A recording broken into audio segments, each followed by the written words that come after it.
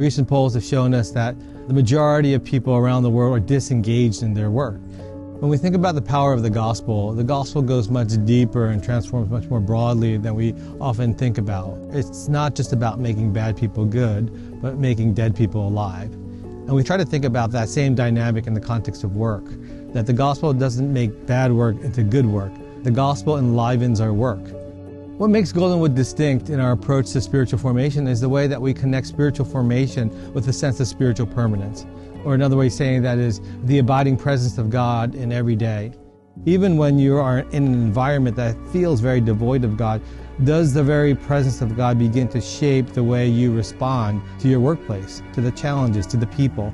And does the presence and promise of God begin to enliven your sense of who you are so that then you begin to permeate into your environment and enliven work? And the work of the Institute is really at the largest and broadest level. How do we begin to develop that sense of spiritual permanence with our imagination towards work and the very conception of work? When we see and sense the presence of God expanding our imagination, we can begin to think about the future world that we want the next generation to inhabit and enter into.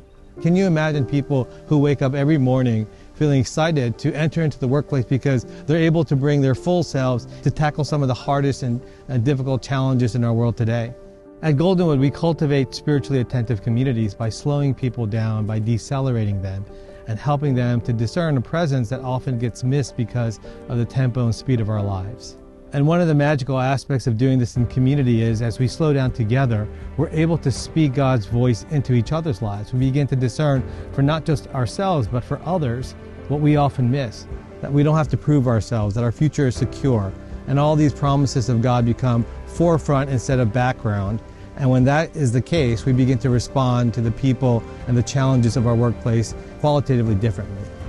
Join us at the Institute and be part of a dynamic community that sees spiritual practices and spiritual formation as an instrumental piece of engaging our world with a sense of hope and a vision for what the world can be.